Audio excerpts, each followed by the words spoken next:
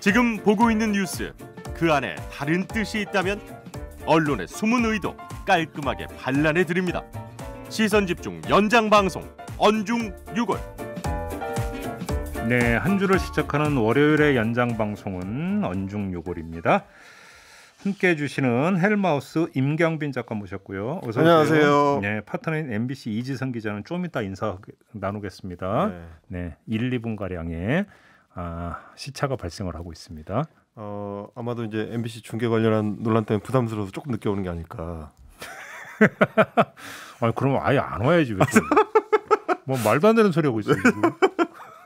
알겠습니다. 네. 자, 일단 시작해 볼까요? 네, 제가 지금 첫 번째로 준비한 아이템이 만약에 말입니다. 네. JB가 어떻게 생각하실지 모르겠는데 만약에 시선 집중이 청취율 1위를 했는데 누가 와가지고 뭐라고 하는 거예요. 아니 어떻게 청취율 1위를 마음대로 할 수가 있냐, 이거 반성해야 된다, 잘못하고 있다, 부끄러워해야 된다. 어떻게 생각하십니까? 그걸 왜 반성하고 부끄러워해요? 자랑이지. 그런 일이 일어났습니다. 동아일보에서 일어났는데요. 그 임기 말에 지금 대통령 지지율이 40%대가 나오고 있는데 제목이 이게 자랑거리가 아니라 부끄러워할 거다라는 내용입니다. 왜요? 지금 논리적으로는 이렇습니다. 세 가지 장면을 예로 들면서 지금 정권이 이제 지지 세력만을 챙기는 정치를 하고 있기 때문에 지지율이 높게 나오는 거다. 그러니까 이거는 자랑스러운 지지율이 아니고 정치적으로 부끄러운 지지율이다. 이제 이런 식의 주장입니다. 그런데 이제 이런 좀 독특한 해석이죠. 어떻게 보면 지금 이제 대통령 지지율이 40%가 나오는 거에 대해서는 여러 가지 해석이 있을 수가 있지만 이런 거는 이제 아무래도 좀 처음 보는 좀 특이한 견해라서 근거가 뭔가 이게 좀 근거라도 좀 이렇게 합리적인 어떤 대안을 제시를 해야 될 텐데 좀 비약적이다라는 생각이 좀 들었습니다. 자, 먼저 이 세 가지 장면, 그러니까 정권이 지지 세력만을 챙기는 정치를 하고 있다는 주장에 이제 근거가 되는 게 첫 번째로 한국개발연구원 KDI죠. 이제 그게 얼마 전에 국제 컨퍼런스를 열었는데 문재인 정부의 그 4년에 대한 평가를 하는 컨퍼런스였는데 그 컨퍼런스에 참가하는 토론 제목을 보면 주로 이제 자화자찬으로 채워져 있었다라는 주장이 하나가 있었고요. 요거는 그러면 지지 세력만 보고 정치한다는 근거가 아니라 결국은 문재인 정권의 어찌 본다면 태도. 그렇습니다. 태도에 대해서 일침을 날리기 위한 이해시로서 든 것 같은데요. 그렇죠. 자기 반성이 없다. 이제 이런 얘기를 하고 싶은 겁니다. 근데 이제 뭐 제가 이제 좀 팩트 체크를 해보자면 KDI 세미나를 과연 정권에서 책임을 져야 되는가 하는 문제가 일단 1차적으로 있을 것 같고, 물론 뭐 KDI가 이제 그 정부 정책에 대한 이제 평가와 이제 대안을 제시하는 목적을 갖고 있긴 하지만. 또 하나는 이제 과거 정부에는 그럼 어땠는가, 이런 식의 이제 홍보성의 그 뭐 세미나나 행사 이런 게 없었는가를 좀 조금 찾아봤는데, 박근혜 정부 시절에는 탄핵 국면이었던 2017년에도 자화자찬하는 이제 정책 백서를 10여 권짜리 정책 백서를 발간했다가 이제 크게 논란이 됐었고요. 2017년에요? 2017년입니다. 2016년이 아니고 17년. 네. 2017년 초에? 네, 그렇습니다. 한광옥 비서실장 시절이었습니다. 그때 이제 내놨다가 한창 논란이 됐었고, 뭐 2015년, 16년 어간에는 명절 때 이제 기차역이나 터미널에다가 정부 홍보 게시물, 소식지를 고향 가는 길이라는 제목으로. 아무튼 이제 동아일보가 이제 이 이야기를 한 거는 뭐 다른 게 뭐가 있다고 그렇게 자화자찬하느냐, 뭐 이런 이야기인 거죠. 여기서 잠깐 이제 막간을 이용해서 이지성 기자하고 인사 잠깐 나누고요. 어서 안녕하세요. 오세요. 이지성입니다. 네. 어서 오세요. 월요일 아침에 이제 슬쩍 넘어가고 싶습니다. 네, 알겠습니다. 죄송합니다. 자, 일단 계속 이어주시죠. 그러니까 이제 안 계실 때는 그렇게 이제 뒷담화를 당하게 된다는 거. 네. 귀가 간지럽더라고요. 근데 뒷담화를 좀 엉뚱하게 해서. 근데 박근혜 정부 때 그 정책 책자 말씀하셨잖아요. 그때 2017년 초면은 탄핵이 한창 진행되던 탄핵 전국일 때인데. 탄핵 심판이 이루어질 때. 그렇죠. 그렇습니다. 네. 그런데도 그 책자에는 탄핵 관련 얘기는 전혀 없었던 걸로 저는 기억을 하거든요. 그래서 제가 그때 동아일보는 과연 어떤 칼럼을 냈는가 궁금해요. 다시 한번 좀 묻고 싶고, 두 번째 근거로 이제 칼럼에서 들고 있는 건 그겁니다. 청해부대의 그 집단 감염 사태에 대해서 이제 대통령의 사과가 없었다라는 건데 있었습니다. 지난 23일이고요. 청해부대 부대원들이 건강하게 임무 수행을 할 수 있도록 세심하게 살피지 못했다. 이제 이런 사과에 가까운 유감 표명. 이건 이제 그 칼럼을 쓰는 시점과 사과가 나오던 시점과의 불일치. 안타까운 시차가 그 반나절 정도 있었습니다. 예. 그리고 23일에 오전 일자로 이제 칼럼이 나왔는데 오후에 이제 대통령 사과가 나왔죠. 그리고 또 한 가지는요. 그리고 또 한 가지는 민주노총의 대규모 집회에 대해서 정부가 이중잣대로 봐주기를 하고 있다라는 주장인데 이 역시 이제 사실관계를 굳이 따져보면 이미 이제 정부와 경찰에서는 이제 수차례 엄정한 법 집행을 경고를 했고 실제로 지금 20여 명이 불법 집회 혐의로 이제 입건이 된 상태고 민주노총 위원장 역시 경찰 소환을 앞두고 있는 그런 상황입니다. 그러니까 좀 봐주기를 했다라고 주장하기 조금 아무튼 이제 뭐 예를 들어서 이제 그런 것 자체가 이제 지지 세력만 보고 정치를 하다 보니까 지지율이 그래도 유지가 되는 거 아니냐 이런 네. 분석이라는 거죠. 그런 분석을 뭐라고 하냐면 민주노총 조합원이 김대중 노무현 정권 시절하고 비교하면은 급증을 한 상태다. 문재인 정부 때 네. 이제 이런 주장을 하고 있고요. 시민단체에 대해서 이제 서울시를 중심으로 지원이 많이 집중이 돼가지고 이 시민단체의 가족들과 민주노총의 조합원들의 가족들을 다 합치면 수백만 명이다. 그래서 대깨좌라는 단어를 표현을 했는데 머리가 깨져도 이제 좌파를 지원한다는 뜻으로 대깨좌 고정표가 수백만이 확보가 된 거니까 이 지지 세력만 관리를 잘해도 높은 지지율이 가능하다. 이런 주장을 하고 있는 겁니다. 그래요. 그러니까 이제 그 기준점이 되는 게 이제 지난 대선 때 문재인 대통령의 어떤 득표율 41%. 네. 여기 이제 그 기초에서 볼 때 이제 그 40% 초반을 그러니까 지금 기록하고 있으니까 그때의 지지율이 득표율이 안 빠지지 않았다. 네. 결국은 그래서 이제 진영 정치하고 있다. 이 이제 그 지지율의 결과는 바로 진영 정치의 결과다 이런 그렇죠. 거라는 거잖아요. 근데 그나마 이제 뭐 지금 말씀하신 것처럼 대선 당시에 지지 세력을 잘 관리하고 있다라는 주장이 칼럼에 있었다면 그나마 기존에 뭐 다른 비평들하고 맥락이 상통하는 측면이 있는데 그보다는 오히려 노조나 혹은 뭐 서울시의 시민단체들 중심으로 수백만 지지층을 관리하고 있다는 주장을 펴고 있기 때문에 사실 그 대선 당시의 지지율을 관리한다라고도 조금 다른. 근데 엄밀하게 그러니까 이건 어려운 문제가 전혀 아닌 게 단순하게 대입하면 금방 얘기 나오는 건데 그러니까 그 지지 세력만 보고 진영 정치를 하기 때문에 대선 때 이제 기본으로 이제 갔던 41%를 유지가 된다라고 하는 주장이라면 네. 문재인 대통령의 국정 수행 지지도가 30% 초반까지 떨어진 적이 있거든요. 그렇죠. 네. 그럼 어떻게 설명을 해야 되는데요? 그럼 그때는 지지 세력을 위한 정치를 하지 않았던 건가요? 그러니까 말입니다. 그래서 제가 또 뭐 이런 걸 얘기를 하고 싶은 게 민주노총을 중심으로 지지율 관리를 한다고 이야기를 하기에는 민주노총하고 정부의 이 갈등 양상이 사실은 4년 내내 뭐 노동정책 중심으로 이제 많이 벌어졌던 게 사실이고 또 하나는 뭐 서울시가 시민단체들 관리를 잘해가지고 대깨자 수백만을 보유하고 있다라고 이야기하기엔 바로 얼마 전 4월 재보궐선거 때 서울시장을 오세훈 시장이 가져갔지 않습니까? 이런 것도 이제 설명이 안 되는 거고. 네, 근데 그건 설명이 될 수도 있어요. 왜냐하면 당시 박영선 후보가 얻었던 득표율이 거의 40%, 그러니까 40%로 봐도 되니까. 네네. 왜냐하면 문재인 대통령의 대선 득표율과 거의 차이가 없었다. 그래서 이제 주목하는 사람들은 그걸 주목을 해요. 뭐냐면 그때가 사실은 그러니까 그 LH 사태가 터지면서 최악인 상황에서 네. 그 보궐선거가 치러졌음에도 불구하고 대선 때 문재인 당시 후보의 득표율은 거의 빠지지가 않았다. 이게 이제 대선에서 어떻게 작동을 할 거냐. 여기 이제 초점을 맞췄던 사람들이 있기 때문에 그 승패를 떠나서 그렇죠. 그때 박영선 후보가 얻었던 득표를 보면 그런 이야기를 할 수가 있죠. 근데 그것이 문재인 대통령의 지금 국정 수행 지지도가 진영 정치를 하기 때문이다라고 하는 걸로 연결이 될 수 있는 거냐. 네. 이렇게 놓고 본다면 상당히 어떤 그 진폭이 있었던 건데 그걸 도대체 그러면 그것까지 설명을 해야 그러니까 동의하든 동의하지 않든 둘째 치고 일단 논리적으로 어떤 수미 일관성이 있게 되는 거잖아요. 그런데 그렇죠. 그때 빠졌던 거는 전혀 언급을 안 하고 있는 거잖아요. 지금 여기서는. 네, 그러면서 진영 정치만 하고 있다. 여기서 개혁을 해야 돼. 미래를 위한 개혁은 전혀 손을 대지 않고 있다라고 하면서 이 칼럼에서 언급한 것들이 문 정권은 뭐 국민연금, 뭐 호봉제 개혁, 뭐 비인기 개혁 과제들 이런 거를 뭐 외면하고 있다는 식으로 얘기를 하더라고요. 근데 여기서 언급한 이 개혁들은 전 정권에서도 다 개혁이 되지 않았던 부분들.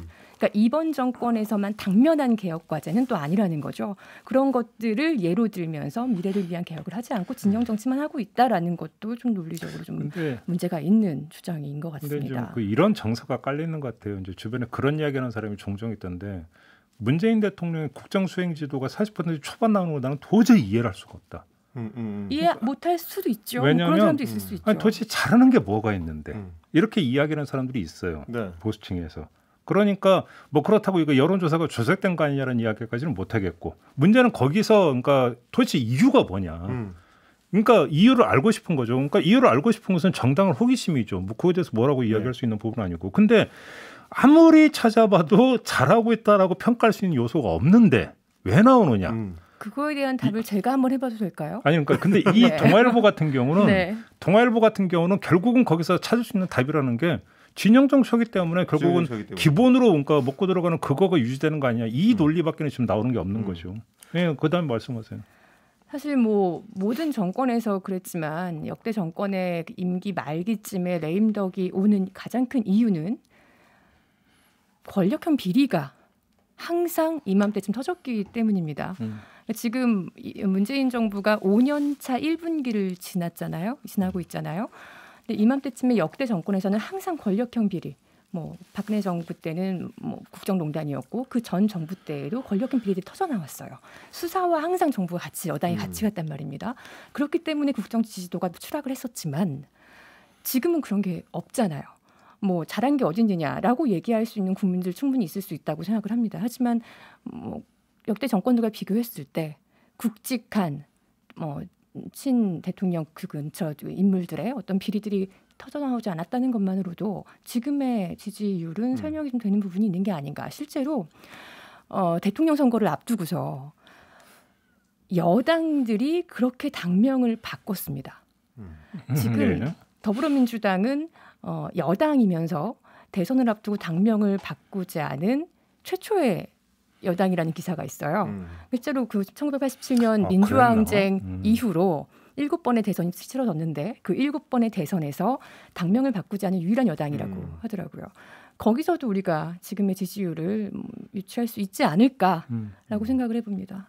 아니 그리고 저는 사실 이제 뭐 여러 분석들이 있을 수가 있는데 이 칼럼에 주목했던 게 분석의 근거가 너무 이제 일종의 정치 혐오적 정서가 깔려 있다고 생각을 한 게 이게 지지 세력을 관리한다라고 했을 때도 어떤 뭐 정치적인 목적 의식이나 뭐 지향점을 공통으로 공유하는 그 정치 진영을 관리한다고 하는 거는 충분히 할 수 있는 얘기인데 여기서 얘기한 건 민주노총의 가족들까지 포함한 혹은 서울시에서 관리하는 시민단체 가족들까지 포함해서 그 사람들을 묶어가지고 수백만의 지지층이다 이래 버리거든요.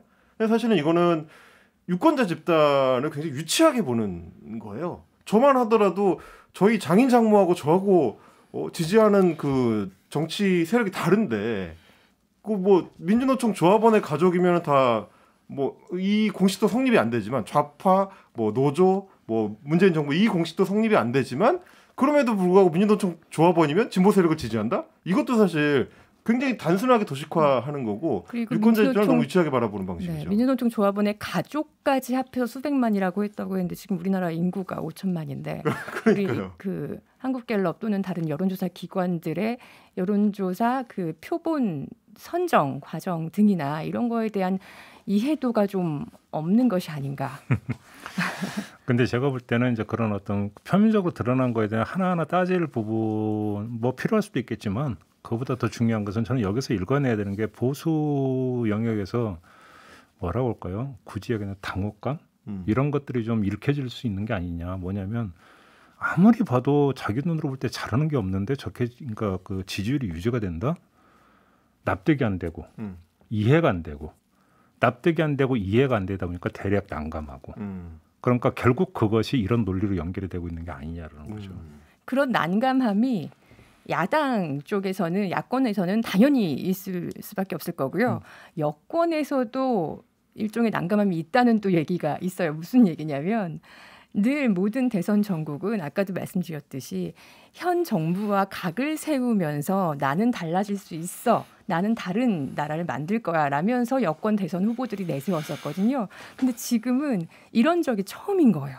차별화가 이루어지지 않는. 네, 집권 5년 차에 지지율 40%, 국정 지지율 40%가 나오는 대통령을 우리는 처음 만나본 거예요. 그러니까 여권 대선 주자들 역시도 이런 전략을 짜본 적이 없기 때문에 난감하다라는 얘기들이 있더라고요. 마지막으로 제가 한 말씀만 보태면 많은 여론조사 전문가들이 어떤 분석을 내놓고 있냐면 코로나라고 하는 요인이 너무나 큰 거죠. 그러니까 그래서 코로나 방역을 잘했느냐 못했느냐라고 하는 어떤 그런 그 평가도 있지만 코로나 국면에서는 결국은 국정에 힘을 실어줘야 된다라고 하는 이런 어떤 접근법, 그런 접근적 태도 이런 것들이 결국 여론조사에도 반영이 되기도 한다라고 하는 것들인데 이런 것들을 이제 제대로 이해하지 못하는 것들이 있는 것 같아요. 그걸 이해를 하지 못하면 사실은 지금 여론조사 결과가 납득이 안 되는. 그러니까 뭐냐면 이런 게 있는 것 같아요. 그러니까 이 누구를 지지한다라고 하는 것들이 그러니까 이 사람의 뭐 예를 들어서 입사 시험 볼 때 그 채점관이 그 점수를 주듯이 이 사람의 능력, 뭐 태도, 인성 이런 것들에서 각각 배점이 이루어지고 거기서 점수를 준 다음에 종합해서 평균 내서 당락을 가르는 이런 식으로 접근하는 게 아니죠. 어떤 그 지지 여론조사라고 하는 것들은 지금 이 단계에서 내가 이제 국민의 한 사람으로서 가장 중요하다고 생각하는 부분이 무엇인지를 보고 여기에 사실은 심리적 가중치가 주어지면서 이거에 대해서 뭐 대통령이면 대통령, 대선 후보면 대선 후보에 대해서 호불호가 갈리는 부분들이 있는데 이런 어떤 역동성을 좀 제대로 캐치를 하지 못하면 납득하기가 쉽지가 않을 거다. 그런 거죠. 그러니까 그러다 보니까 자꾸 진영으로만 해석을 하는 것 자체가 되게 좁은 해석일 수도 있다. 이런 말씀 좀 드리고 싶네요. 자, 두 번째 이야기로 좀 넘어가죠. 자, 두 번째 이야기 꺼내지 않을 수 없는 그 얘기입니다. 올림픽 보도 관련된 얘기입니다.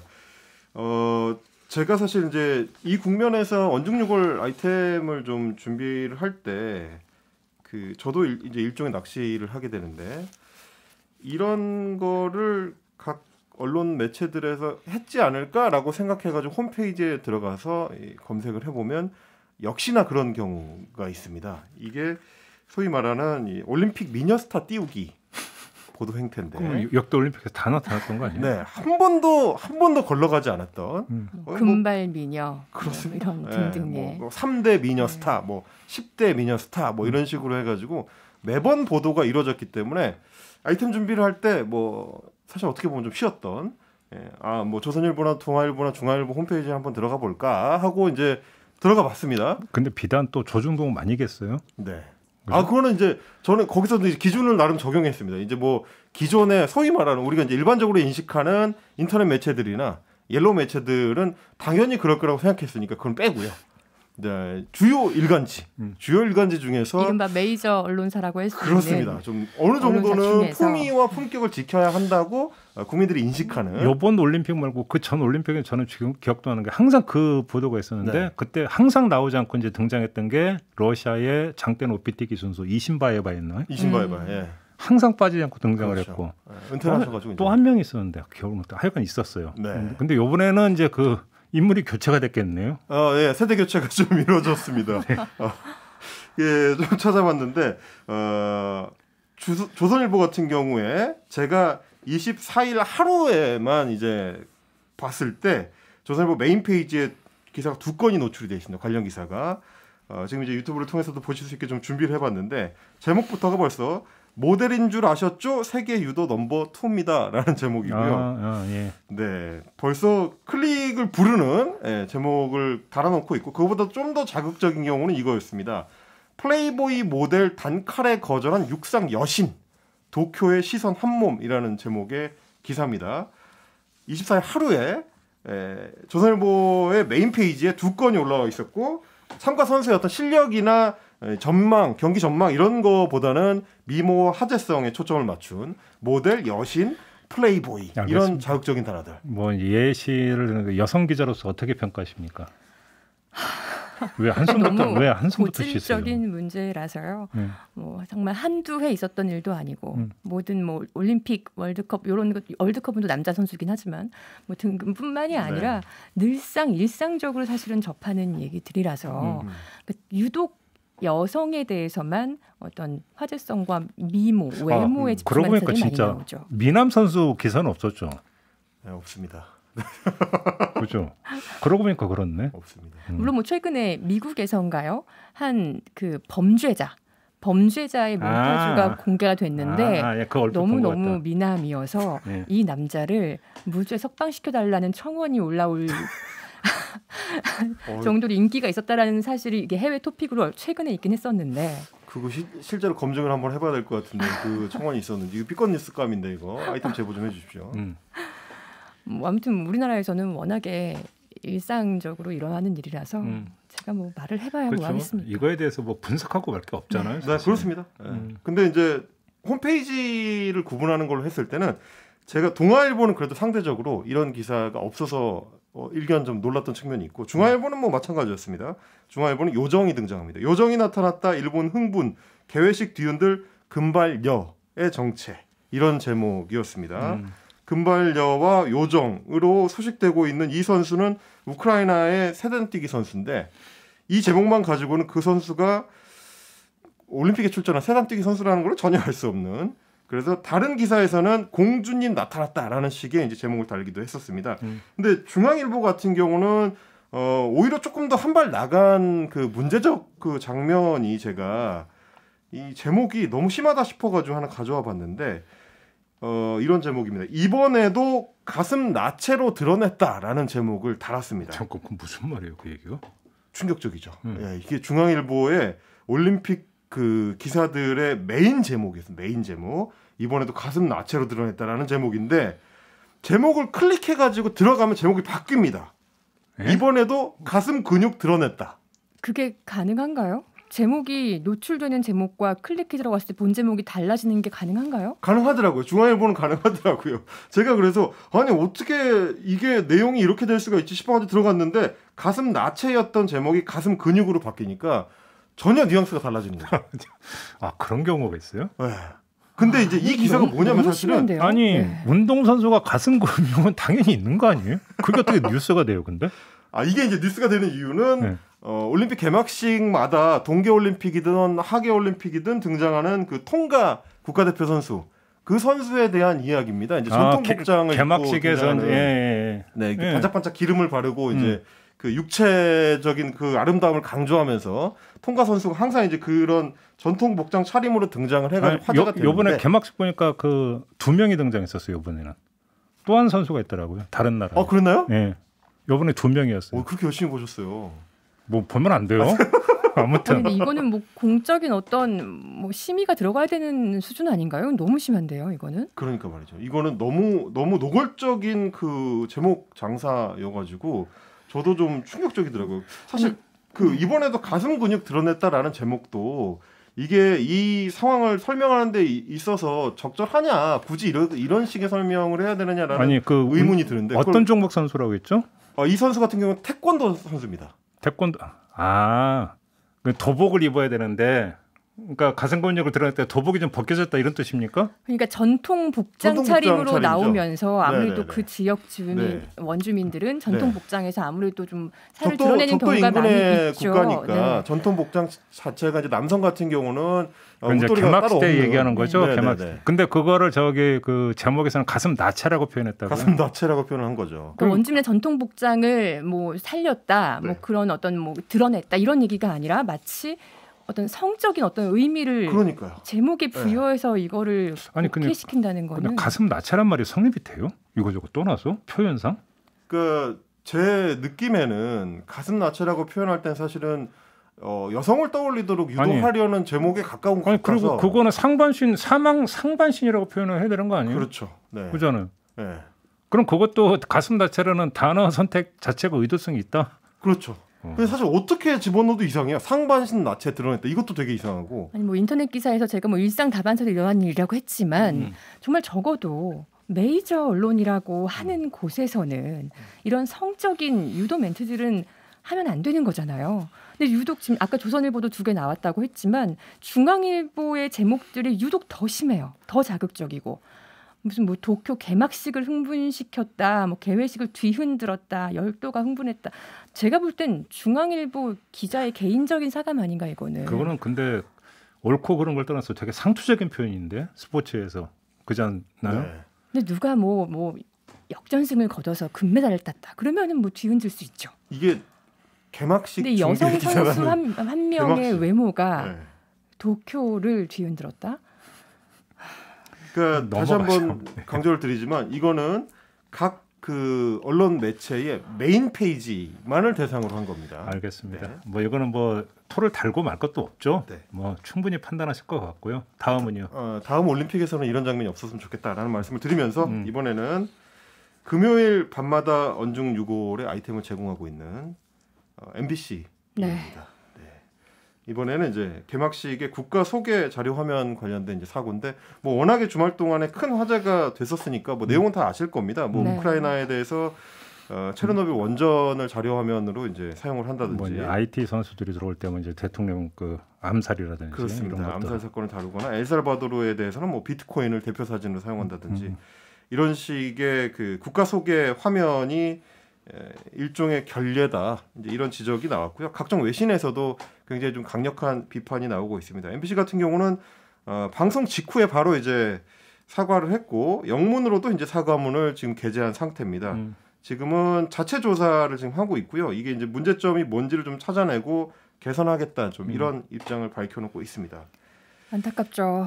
그래도 정말 그 공영방송으로서 더 고민을 하고 준비를 했어야 된 부분인데 그러니까 이 부분은 이제 보도 사고는 아니고 제작 쪽에서 만들어진 사고인데요. 그러니까 스포츠 보도가 아니라 스포츠 제작에서 만들어진 사고인데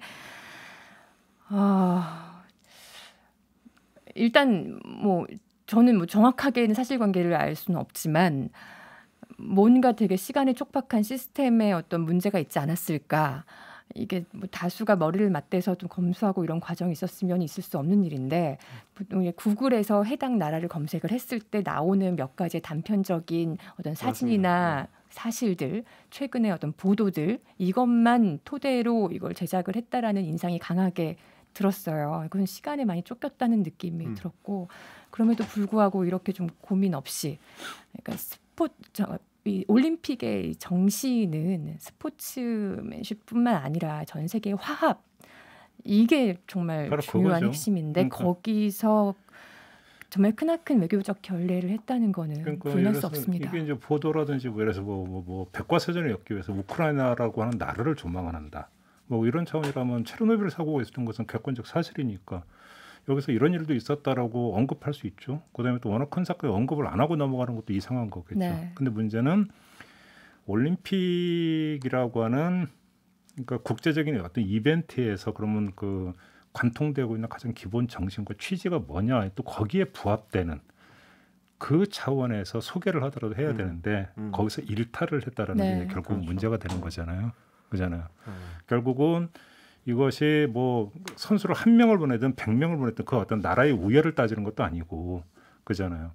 이렇게 놓고 본다면 그 선수 한 명 한 명에 대한 존중, 그다음에 어떤 참가국 그 모든 나라에 대한 존중, 그다음에 배려 이런 것들이 이제 가장 기본에 깔려야 되는 건데 자 그럼 받아들이는 입장에서 어떻게 했는가 이것들을 좀 세심히 살피지 못한 부분들이 분명히 있다 이런 지적인 것 같아요. 네. 그리고 그건 당연히 귀담아 들어야 되는 그런 지적이라고 그렇죠. 보고요. 만약에 뭐 다른 나라에서 뭐 한국이라는 대한민국이라는 개최국을 소개할 때 뭐 세월호 참사 얘기를 하고 뭐 성수대교 붕괴를 얘기한다고 생각하면 우리가 입장 바꾸면 충분히 느낄 수 있는 부분들인데 그렇죠. 크나큰 뭐 뼈아픈 실수를 했다는 저는 거. 그래서 이제 뭐 아마 MBC에서 이제 개선 작업을 위한 자체 조사를 하겠지만 제가 나름대로 좀 이제 취재를 해봤을 때는 미디어 비평적으로 봤을 때 이 제작 과정의 공정 문제를 좀 고민을 해봐야 될 것 같긴 하더라고요. 왜 그러냐면 MBC 노조에서 올 초에 이미 이제 스포츠국이 올림픽 그 프로그램 준비하는 과정에 대한 우려의 목소리를 낸 적이 있습니다. 네, 맞습니다. 그 당시에 이제 MBC 스포츠국을 개편하면서 원래 이제 PD가 총 22명이었는데 10명으로 제작 인력을 줄이고 이제 다른 부서로 재배치를 했어요. 그러면서 자회사인 이제 MBC 플러스의 일부 제작진을 파견받는 방식. 지금 뭐 그 당시 소개된 바로는 2명 정도를 파견받았는데 인력 자체가 확 줄어든 거고 그리고 이제 기존의 올림픽 같이 이제 큰 행사를 제작을 해봤던 그 인력의 이 경험치가 확 줄어들게 되는 이 상황을 만들어낸 건데 그 당시에도 MBC 노조에서 이렇게 되면 장기적으로 스포츠국이 굉장히 좀 위험해질 수 있다. 제작 인력의 이제 경험치가 충분히 하지 않은 상태에서 큰 행사를 치러내는데 어려움이 있을 수 있다라는 지적을 했는데 이게 충분히 좀 보완이 안 된 거 아닌가. 근데 저는 그 점은 이제 내부 제작 시스템상 당연히 나올 수 있는 이야기인 것 같은데 그건 저는 내부 점검에서 이야기돼야 될 부분이고 그러니까 상황이 그렇게 벌어지는데 대외적으로는 저는 그런 얘기를 덧붙일 필요도 없다고 저는 생각을 해요. 개인적으로는 뭐냐면 대외적으로 어떤 그런 어떤 개막식 중계 과정에서 어떤 그런 불찰이라고 할까요? 실수라고 할까요? 문제점 같은 경우는 그냥 깨끗이 인정을 하고 그렇죠. 그러니까 경위 여하를 떠나서 내부에서 안 되는 부분이 나갔다. 그냥 거기서 끝나는 게 저는 맞다고 생각을 해요. 대외적인 어떤 그 입장 표명이 있어서는. 네. 다만 내부적으로는 왜 이런 어떤 사고가 발생했는가에 대해서 면밀하게 검토를 하고 조직적으로 대안을 찾는 과정에서 당연히 검토가 돼야 되는 네. 부분이지만 대외적으로 그게 이유로 그러니까 제시가 돼서는 안 된다. 그렇죠. 개인적으로 그렇게 생각합니다. 역시 그 조사위원회가 꾸려졌고 네. 조사에 착수를 했다고 들었습니다. 알겠습니다. 자, 마지막 이야기로 넘어가 볼까요? 자, 마지막 같은 경우는 지금 이제 대선을 앞두고 있어서 팩트체크 기사들이 조금씩 늘어나고 있는데요. 이거에 대해서 지금 SNU 팩트체크라고 SNU 뭐 서울대가 됩니까? 네. 네, 서울대에서 지금 팩트체크 매체들을 모아놓은 그 일종의 코너를 네이버하고 같이 이제 구성을 해서 운영을 하고 있는데 그 의사결정 기구인 팩트체크위원회가 대선 앞두고 검증 원칙 권고문을 발표를 했습니다. 이거 중요한 얘기네요. 네. 그러니까 이제 그 대선 후보들에 대해서 사실은 상대 후보만이 아니라 또 상대 정당만이 아니라 언론도 언론 대선 후보 매체들도 검증 이건 권리도 있고 의무도 있죠. 그렇죠. 이제 근데 어떻게 해야 되느냐는 사실은 논란거리가 있으니까. 그렇습니다. 이 팩트 체크라는 기사가 갖고 있는 형식에 힘이 있기 때문에 팩트 체크라는 타이틀을 달고 나와서 특정 후보의 뭐 공약이나 발언에 대해서 검증이 들어갔을 때 그걸 보는 독자나 시청자들은 아무래도 이 신뢰도가 좀 높게 마련이고요. 거기서 이제 틀렸다라고 지적을 받으면 이게 문제가 있다라고 인식을 하기가 쉽습니다. 네. 그러다 보니까 이제 이걸 좀 신경을 써야 되는데 예를 들면 이 팩트 체크 기사가 잘못됐을 경우 예를 들면 이런 방식입니다. 팩트 체크 기사에서 A 후보의 주장을 반박을 하는데 그 근거로 B 후보의 주장을 사용한다든지. 이거 정말 많아요. 이런 꽤 경우 있습니다. 진짜 많습니다. 네. 그리고 이제 사실관계를 확인하기가 어려운 특정 후보자의 어떤 의견에 대해서 이제 무리한 검증을 해가지고 거짓 판정을 한다든지, 혹은 이제 여러 후보 가운데서 특정 후보에 대해서 이제 지속적으로 집중적으로 팩트 체크 기사를 내보낸다. 이제 이렇게 되면 특정 후보만, 네, 후보만을 대상으로 이게 이렇게 되면 이제 팩트 체크가 아니고 정치 행위, 일종의 정치 행위가 될 수도 있는 문제이기 때문에 혹은 공정성의 논란으로 이제 번질 수도 있고요.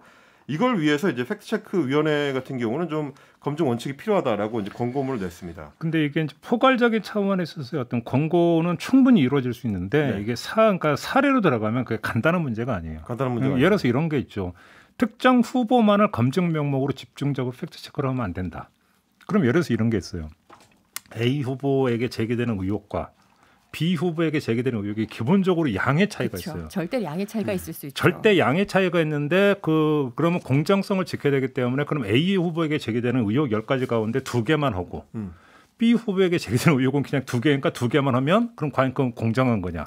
이게 그래서 우리가 기계적 중립은 그러니까 바로 공정이 그거죠. 아니라는 그렇죠. 말을 하잖아요. 바로 거기로죠. 이런 어떤 현실적인 문제가 제기가 된다라는 거예요. 이게 사실 왜 그러냐면 저 같은 경우는 방송 최초로 데일리 팩트 체크를 하는 프로그램을 만들었던 제작진 입장에서 봤을 때 그 당시 저희가 그걸 만들 때 사실은 미국에 원래 있던 그 팩트 체크 시스템을 많이 가져왔거든요. 근데 이제 미국의 팩트 체크 시스템이라는 게 왜 만들어졌냐면 트럼프 때문에 만들어졌습니다.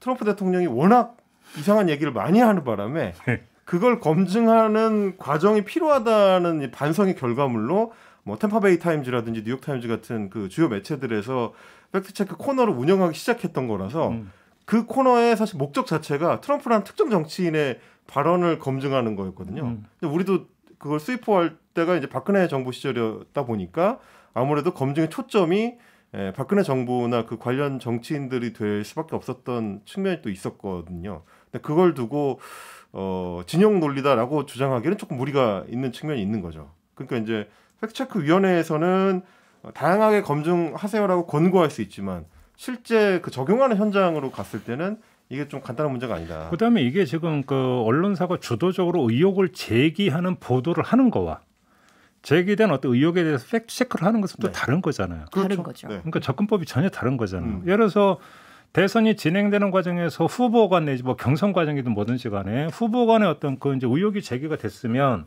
그 자체가 또 뉴스가 됐다면 그것이 어떤 그 특정 후보에게 만약에 쏠린다 하더라도 그 자체에서 팩트 체크를 하는 것은 할 수 있는 거 아닌가요? 오히려 그렇기 때문에 더 해줘야 되는 거 아닌가요? 그렇죠. 특정 후보에게 의혹이 그러니까 집중이 되는 오히려 그래서 더 해줘야 되는 거 아닌가요? 오히려 저는 그렇게 생각할 수도 있을 것 같은데. 그래서 사실은 이게 이제 팩트체크 프로그램을 운영하다 보면 제가 그때 느꼈던 어려움이 크게는 두 가지인데 하나는 아이템을 선정하는 것 자체가 일종의 어떤 힘이 될 수 있다는 거죠. 누구 아이템은 주목 효과를 발생을 시키니까. 네, 그 자체로 선정하느냐 마느냐가 힘이 이미 발생하는 효과가 있고 또 하나는 뭐냐면 yes or no로 완벽하게 가릴 수 없는 사안에 대해서는 어떻게 할 거냐는 고민이었습니다. 그게 이제 상황이나 맥락이나 뭐 이런 것들을 다 고려했을 때는 틀렸다 맞았다로 판정할 수 없는 경우들이 상당히 있거든요. 그 부분에 대해서도 좀 조심스러운 접근이 필요한데 최근에 그래서 좀 몇 가지 그 사례를 제가 가져와 봤습니다. 뭐 문화일보 팩트 체크의 경우인데 두 가지 사례고요. 둘 다 이제 여당 후보를 대상으로 한 팩트 체크였는데 하나는 이재명 후보가 7월 초에 있었던 해방 직후에 미군이 한반도에 들어온 경우는 이게 점령군이었다라는 그 발언이 있어요. 안동에 가서 했던 발언. 이거에 대해서 이제 검증을 했는데 그 당시에 그 문화일보 측의 기사를 인용한 그 SNU 팩트체크에서는 판정을 사실상 거짓으로 판정을 했습니다. 이재명 후보의 이제 발언에 대해서. 그런데 정작 문화일보의 기사 내용을 보면 이 후보의 주장에 가까운 근거들이 들어 있습니다. 일테면 당시 메가더 사령관의 포고령 안에 점령이라 오크파이라는 표현이 여러 차례 등장, 4차례 등장한다라는 검증 내용이 들어 있어서 아니 여기는 점령군이 스스로 점령했다라는 표현을 했는데 왜 이재명 후보의 발언이 틀렸다는 거냐라는 의문을 가질 수밖에 없고요. 그리고 이제 문화일보에서 그 근거로 들었던 게 MB 정부에서 이제 청와대 외교안보수석을 지낸 천영우 전 외교수석의 발언을 인용하면서 점령의 목적이 조선을 독립시키기 위한 것이었다고 봐야 된다. 이건 이제 해석이죠. 점령군이었던 거는 맞지만 좋은 점령이었다. 이제 이런 해석을 달면서 그래서 목적이 점령이 아니었으니까 사실상 점령이 아니다라는 판정을 내린 셈이 돼버려가지고 그거는 해석의 영역. 그러니까요. 그건 팩트의 영역이 아니라 해석의 영역. 그러면 이게 팩트 체크냐라는 의문이 당장 따라붙을 수밖에 없는 거죠. 그다음에 저는 가장 기본적으로 팩트 체크라고 하는 언론의 팩트 체크 기능에도 제가 볼 때는 한계가 있어요. 왜 그러냐면 언론은 수사권을 가진 그 주체가 아니기 때문에 특히나 실체적 진실을 다루는 영역, 누가 어떤 행위를 실제로 했느냐 안 했느냐와 누가 어떤 주장을 했는데 그게 맞는 주장이냐 아니냐는 팩트체크의 기능과 접근법이 전혀 달라요. 그렇죠. 그래서 전자 같은 경우는 그러니까 A라고 하는 후보가 어떤 특정한 행위를 했느냐 안 했느냐라고 하는 것은 이건 실체적 진실에 관련된 부분이기 때문에 수사권을 동반해서 강제 수사까지 되지 설령 검찰이 그렇게 한다더라도 확정되는 게 아니잖아요. 그렇죠. 법원에서 확정 판결을 받아야면 사실로서 확정이 되는 건데 언론은 그런 것도 없는 상태이기 때문에 이제 보통 그런 얘기를 하잖아요. 저널리즘에서 언론의 의혹 제기라는 것은 의심의 합리성이 담보가 된다라면 그 차원에서 합리적 의심을 제기하는 게 언론의 기능이지 실질적 진실을 규명하는 게 언론의 기능이 아니라는 거예요. 그러니까 그걸 하지 말자라는 게 아니라 언론이라고 하는 존재가 갖고 있는 어떤 한계성 때문에 그런 것까지 기대하지를 못한다는 얘기잖아요. 근데 그런 상태에서 이 팩트 체크를 해서 이게 팩트다 아니다라고 판정을 내리는 게 언론의 기능이냐. 거기까지 갈 수 있느냐. 물론 사안에 따라 다르겠죠. 그래서 조금 전에 뭐 점령군이었느냐 아니냐라고 하는 것은 학술적으로 접근해 들어갈 수 있는 기존의 문헌이 있기 때문에 거기에서 설령 수사권이 아니라 하더라도 접근할 수 있는 여지가 있지만 그게 아닌 경우도 많이 있거든요. 그렇잖아요. 누가 돈을 받았느냐 안 받았느냐, 뇌물을 받았느냐 안 받았느냐로 수사권이 발동이 되지 않고 100% 판정할 수 있느냐고요. 그렇죠. 그건 아니잖아요. 오늘 제가 준비한 내용을 미리 다 알고 계신 것처럼 말씀해 주셨어요. 그래요? 제가 그래서 두 번째로 가져온 게 그겁니다. 이낙연 후보를 대상으로 한 문화일보의 팩트체크인데 자, 노무현 전 대통령에 대한 2004년 탄핵 당시에 그 이낙연 후보가 찬성표를 던졌느냐 아니냐 여부에 대한 팩트체크. 이거는 팩트체크가 불가능한 팩트체크입니다. 애초에. 왜냐하면 이낙연 후보만 알지 몰라요. 무기명 투표였기 때문에. 무기명 투표였기 때문에 이제 검증할 수가 없는 사안인데 다만 정황 가지고 추정을 할 뿐이지. 그러면 그거는 해석의 영역이지 사실의 영역이 아니에요. 그렇죠. 실제로 그 해당 기사에서도 사실관계에 대한 판단을 내리지 않고 누구는 이렇게 얘기했고 누구는 이렇게 얘기했고 그 당시 정황은 이랬다라는 식의 단순한 공방 중계 내용에 그치고 있어서 여기에 과연 팩트체크라는 타이틀을 붙일 수 있느냐. 지금 말씀하신 것처럼 할 수 없는 내용에 대해서 이제 검증을 시도한 케이스가 되는 거라 굉장히 좀 그 정치권에서 팩트체크에 대해서 바라보는 시각이 이 각 진영에 따라 다를 수밖에 없는 걸 보여주는 하나의 예가 좀 될 것 같아요. 그러니까 간단히 이렇게 그러니까 언론 보고 그 왜 의혹을 제기하냐고 욕하는 경우는 없어요. 근데 물론 그렇게 욕하는 경우가 있지만 그건 정당한 어떤 언론에 대한 비판이 아니죠. 왜 근거 없이 의혹을 제기하냐가 비판인 거죠. 그렇죠. 그러니까 중요하다면 그 의혹의 그 제기하는 의혹의 합리성, 다시 말해서 의혹의 근거를 갖고 제기하느냐 마느냐가 중요한 거지. 네. 근데 문제는 그 근거라고 하는 것은 부분적일 수 있고 부족할 수가 있죠. 그잖아요. 그렇죠. 이 점을 인정하고 들어가는 거잖아요. 그러니까 의심의 합리성 범위 안에 있으면 제기할 수 있는 거고 아니면 못하는 거죠. 어렵게 생각해 보였어요. 그거잖아요. 여기서도 미디어 리터러시가 너무나 요구가 되는 게 지금 이미 팩트 체크라는 형식 자체가 또 굉장히 남발되고 있습니다. 그렇죠. 그러니까 뭐 꺽쇠해서 뭐 팩트 어쩌고저쩌고 무슨 팩트 이렇게 팩트 검증이라는 어떤 형식을 표방하는 기사들이 지금도 너무 많이 넘쳐나고 있거든요. 왜냐하면 클릭 수가 담보가 되니까요. 네, 그 와중에 오늘 우리 언중요구에서 나왔던 얘기들을 들으시는 분들만이라도 이것이 검증할 수 있는 팩트를 대상으로 한 검증 기사인지 아니면 검증 자체가 불가능한 대상을 가지고 기사를 쓴 것인지 판단을 좀 해주셨으면 그리고 얼마나 합리적인 근거를 대고 있는지도 보시면서 판단하셨으면 좋겠어요. 그러면 JB께서 좀 전에 이제 뭐 검증할 근거가 있는 내용을 가지고 이제 검증을 시도하는 경우에 대해서 엄밀하게 이렇게 정리할 수 있어요. 언론이 팩트체크라고 이제 어떤 관용적 표현을 쓰기 때문에 저는 그 표현에 문제가 있다고까지는 주장하고 싶은 생각이 없는데 엄밀하게 보면 언론이 지금 하고 있는 팩트체크 기능은 근거 체크 기능인 거죠. 그렇죠. 그러니까 정치인이든 상대 언론이든 간에 어떤 무엇인가를 주장을 할 때 그 주장이 충분히 근거를 갖고 하는 주장인지를 체크하는 기능인 거죠. 언론이 하는 것은 그렇죠. 팩트체크가 아니라 그렇게 봐야 되는 거 아닌가요? 정리를 하자면. 그렇죠. 그래서 그런지 윤석열 후보 같은 경우에 지금 이제 검증 자체에 대해서 이제 의문 제기를 하고 있습니다. 오늘도 뭐 우리 이제 본 방송에서 여러 차례 다뤘지만 이번 대선에서 다양한 방법의 여론 조작이 이루어지고 있다고 SNS를 통해서 지금 주장을 하고 있지요. 그래서 여론 조작이라고 하는 게 다양한 방법으로 할 수 있는데 예를 들면 현 정권의 비리에 대한 거는 어떻게든 덮으려고 하고 반대편에 대한 건 제대로 드러나지 않은 건데도 확인되지 않은 내용을 친여 매체를 통해 확산시키려고 한다. 이게 국민 여론을 왜곡시키려는 시도다라는 주장을 윤석열 후보 측에서 하고 있습니다. 지금 근데 이제 말씀해 주셨던 것들은 근거 없는 그 검증의 경우가 문제다라고 말씀을 하신 건데 지금 이제 윤석열 후보에 대해서 이뤄지고 있는 검증 시도라는 거는 대부분 수사나 혹은 재판에 근거를 했거나 각 매체에서 취재를 한 내용을 가지고 이제 제기되는 상황인데 정작 여론 조작을 주장하고 있는 윤석열 후보 측에서는 뭐 때문에 이렇게 보는 건지 혹은 어떤 매체가 그렇다는 건지 이제 충분히 얘기는 안 하고 있는 상황입니다. 현실 영역에 들어가면 이건 정말 케이스 바이 케이스인 게 예를 들어서 어떤 구체적인 행위 사실 하나를 가지고도 서로 다른 주장을 하는 경우는 많이 있어요. 예를 들어서 어떤 사람이 알리바이를 구성하는 데 있어서 A라고 하는 사람이 몇 월 며칠 몇 시에 여기에 갔느냐 안 갔느냐. A라고 하는 사람은 갔다고 주장을 하고 B라는 사람은 가지 않았다고 주장을 하잖아요. 그런 경우 되게 많잖아요. 그렇죠. 특히 수사 영역에 들어간다고 한다면 자 이렇게 놓고 본다면 수사권이 없는 언론의 입장에서는 이거를 검증할 방법은 없어요. 방법이 없죠. 그거는 그잖아요. 왜 그러냐면 이걸 검증하기 위해서 이 사람의 동선을 다 추적을 해야 되는 건데 강제 수사력이 동원되지 않고서는 동선 추적이 불가능하죠.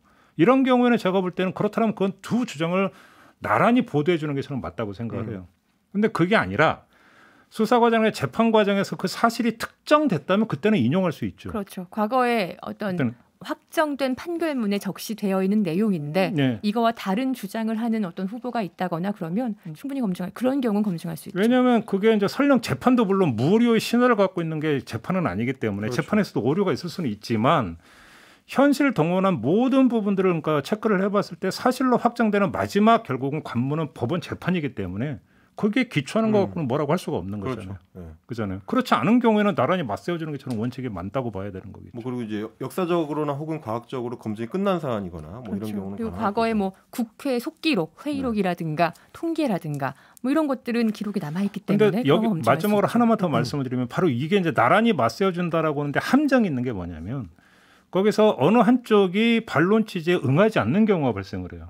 그럼 영원히 보도를 못한다는 이야기냐가 이제 성립이 되는 거죠. 그잖아요. 그럴 수는 없는 거잖아요. 그렇죠. 그럴 수는 없는 거죠. 그렇기 때문에 이게 공익에 부합되는 사안이고 긴급한 사안이라고 그러니까 판단할 때는 보도할 수 있죠. 그래서 이제 언론이 하는 게 연락을 했으나 연락을 받지 않았다. 네. 뒤에 한 줄 다는 경우. 그렇죠. 네. 그렇게 되고 본 다음에 어느 한쪽의 부분이지만 이것이 정황상 그렇게 볼 만한 상당한 사유가 있느냐 없느냐. 마지막 가서 재판에 다투는 게 그 문제인 거죠. 그래서. 실제로 그렇지 취재 않나요? 과정에서 연락을 취했던 증거들을 다 남겨놓습니다. 이거 굉장히 중요한 부분이라서. 네. 그 저도 이제 마지막으로 나름 이제 원조 팩트 체크 프로그램을 운영을 해봤던 입장에서 말씀드리고 싶은 게 제가 팩트 체크라는 프로그램을 하면서 가장 좀 어려웠던 측면 중에 하나가 오히려 정치인에 대한 발언 검증 같은 경우는 쉽습니다. 직접적으로 나온 어떤 근거의 여부를 따지기가 쉬워서 간단한데 팩트 체크라는 코너를 운영할 때 더 큰 어려움은 원래는 언론 매체에서 어떤 사안을 다룰 때 팩트 체크는 따로 코너를 뺄 필요가 없어야 되는 건데 당연히 팩트 체크를 한 다음에 기사를 쓰기 때문에 그게 전제가 된 게 언론의 기본적인 거니까 팩트 체크를 언론을 상대로 할 때는 어이없는 경우가 많거든요. 어떻게 이게 없이 기사가 나올 수 있느냐라는 경우가 많이 들어갔었기 때문에 사실은 굉장히 좀 강력한 미디어 비평적인 성격을 동시에 갖고 있는 건데 지금 그 SNU 팩트체크에서 발표한 이 어떤 검증 기준만으로 쏟아져 나오고 있는 팩트체크라는 타이틀을 달고 있는 기사들에 대한 충분한 가이드라인이 되기는 좀 쉽지 않을 것 같아서 그래서 이 기사를 준비하고 있는 다른 매체들에서도 두 가지 측면, 미디어 비평적인 측면과 정치인 검증이라는 두 가지 측면에 대해서 조금 더 엄밀한 자체 기준을 만들어서 기사를 뭐 좀 준비할 필요가 있겠다 그런 생각 듭니다. 저도 근데 마지막으로 한 말씀 하고 때문에 그럼에도 불구하고 저는 언론이 팩트 체크라고 내놓는 것을 꼭 나쁘게 보고 싶은 생각은 네. 없어요. 왜 그러냐면 갈수록 매체 수가 등장하고 검증되지 않은 뭐 가짜 뉴스라는 얘기까지는 안 붙이겠습니다만 부실한 뉴스가 많은 상태에서 팩트 체크라고 하면서 내세우면서 하는 것만이라도 그래도 그것이 갖고 있는 그 순기능이 있다. 그렇죠. 그러니까 물론 거기 그 자체도 함량 미달인 경우도 되게 많지만 저는 그거는 또 그 평가절할 부분은 아니라고 생각을 해요. 그죠? 이게 활발한 미디어 비평이 이루어지면 서로 뭐 조심을 더 하게 되니까요. 그러니까요. 네, 더 이상 언론사들도 언론사 기사를 믿지 못하는 상황이 됐기 때문에 이런 팩트 체크들을 각 언론사들이 또 하고 있는 거고요. 작가님 말씀대로 기사 자체가 다 객관적인 근거를 담보로 하고 기사가 나왔다면 팩트 체크 자체가 네. 필요가 없을 텐데 기사도 믿을 수 없으니까 기사에 대한 검증까지 나오고 있는 상황인 거잖아요. 가장 우리가 또 경계해야 되는 악순환이 특히 정치 기사에서 정치인이 뭐라고 얘기를 해요. 그럼 그거를 받아서 쓰는 언론 기사가 나옵니다. 그럼 나중에 언론 기사를 근거로 또 그걸 주장하는 얘기가 나와요. 이런 다운표 악순환들이 저널리즘이라고 네, 있죠. 네, 발생을 하고 실제 발생하고 있는 상황이거든요.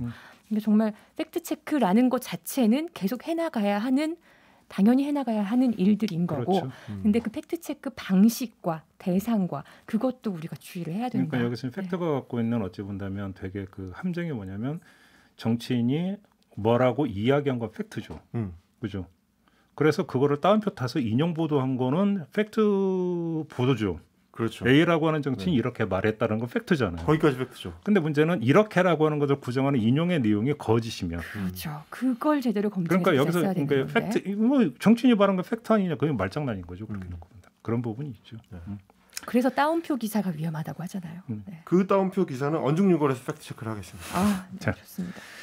자, 오늘 언중요고는 이렇게 마무리하고 시간이 많이 흘렀네요. 네. 마무리를 하도록 하겠습니다. MBC 이지성 기자, 헬마우스 임경빈 작가와 함께했습니다. 고맙습니다. 감사합니다. 네, 저도 함께 물러가고요. 내일 아침에 다시 인사드리겠습니다. 고맙습니다.